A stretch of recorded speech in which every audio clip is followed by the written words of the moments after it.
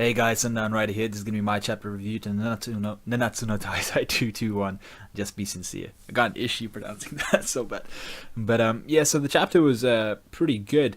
We got to see a little bit more about, like I said last review, we were going to see more on Meliodas's and Elizabeth's interaction between how she might be reincarnating every time she dies, and how Meliodas seems to be there every time she does come back to life. And the route that Meliodas took, I'm not so sure if I like it so much. I mean, like it was still good, the chapter, but I don't personally agree with what Meliodas did in terms of not telling Elizabeth exactly why she's reincarnating every time. And he doesn't seem to be prepared to tell her because he's afraid of her response. So let's just go through, and that's why the chapter's called "Just Be Sincere," because he didn't tell her. But let's just go through the chapter chronologically. So what we first find out is Margaret goes, like Princess Margaret, goes to save Gilthunder by her onesies. But I think Meliodas kind of hints that someone accompanied her. We don't know who accompanied her, but he seemed to be happy. He was like, "Yeah, I'm sure. I feel at ease now that this certain someone accompanied her." So that's cool. That's all great. She can go save Gilthunder. It's been a while since we've seen Gilthunder, so he deserves to come back at least just for a bit. Then we go on to Elizabeth's interaction with Meliodas, which made up kind of a big chunk of the chapter. And she's just kind of laying this evidence on Meliodas, like, you need to tell me because this is what I've heard, this is what I've seen, and it can't just all be coincidental. So first she says Zarathustra is it Zarathustra or Zarathrus? I think it's Zarathustra, who was the Holy Knight, the leader of the Holy Knights prior to Hendrickson and Dreyfus. He let her see through a flashback Meliodas' first interaction with her, the current Elizabeth. So that's one of her pieces of evidence. Then we get that old man Cain, who was in that tournament arc where Diane was first gonna get Gideon her hammer. And Cain's information on Liz was that Liz looked exactly like Elizabeth.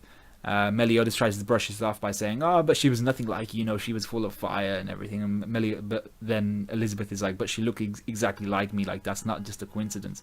So Meliodas continues denying everything, but then it sounds like a car's getting jacked. I don't know, but yeah. So then Diane and King, they have their own evidence that Elizabeth provides, which is Diane and King both met the goddess Elizabeth 3,000 years ago when they had the war between all the races.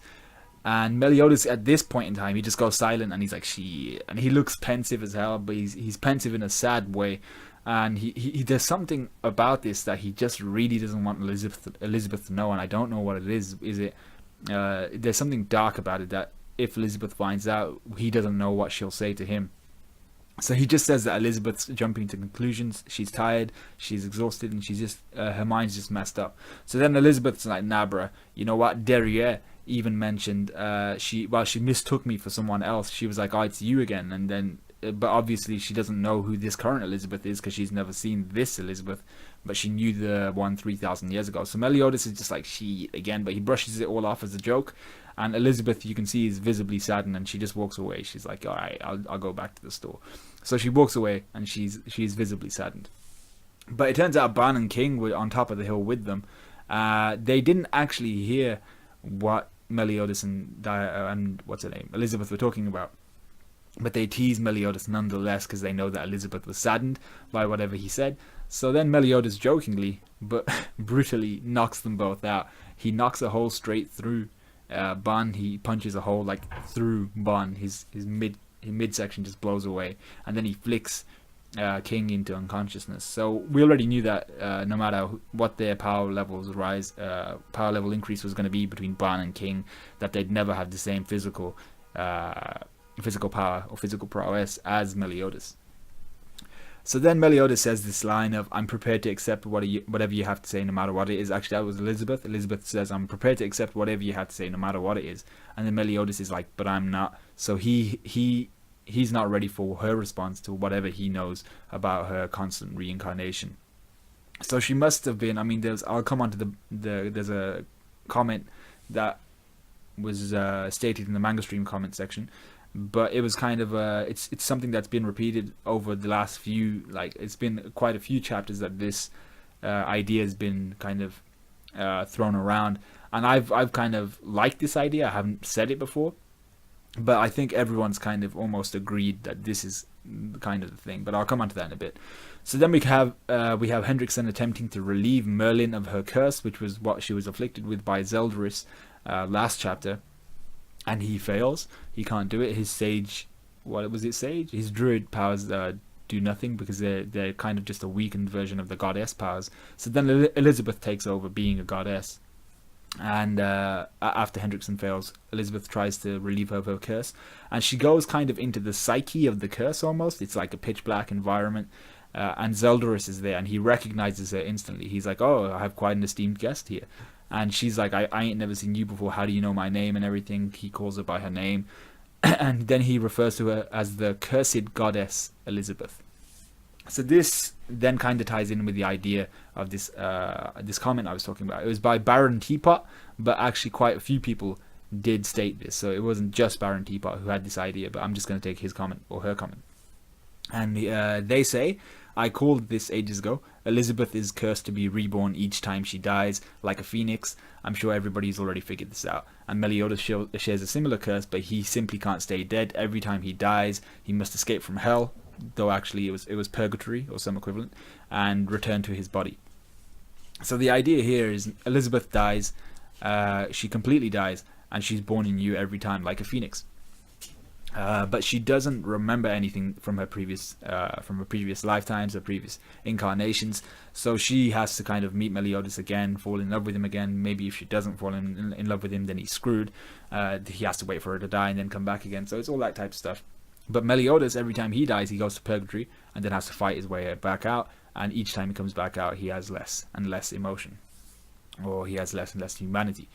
So that's kind of where the chapter ends. But yeah, I think the curse that Elizabeth's been afflicted with is just simply she's reincarnated every time without her memories of her previous incarnations. So she doesn't know who Meliodas is. She doesn't know who the interactions she had with anybody, like Derriere and all those guys. And that's pretty much it. I mean, I agree with that. I think it's a pretty solid statement to make.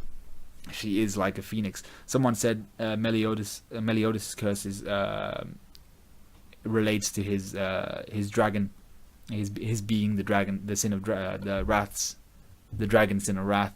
But I'm not sure a dragon has anything to do with. I mean, phoenixes have been known in myth and legend to be like a symbol of reincarnation and things like that. But a dragon, I'm not sure that has anything to do with his constant returning from the land of purgatory. But he might be afflicted with a curse similar to that. I mean, we do know he comes back every time.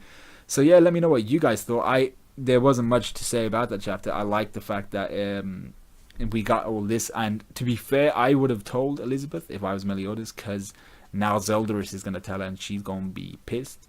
So that's not going to work out well for Meliodas, and he should have just balled up and really told her. But now Zeldaris is going to kind of... I have a feeling Zeldaris is going to twist this his way and kind of try and manipulate Elizabeth, but we don't know how that's going to go. So let me know what you guys thought. Like, comment, subscribe, all that good stuff. And I will see you guys when One Piece comes out next. Or One Punch Man. That's not going to come out in a few weeks, so I'll see you guys in a bit.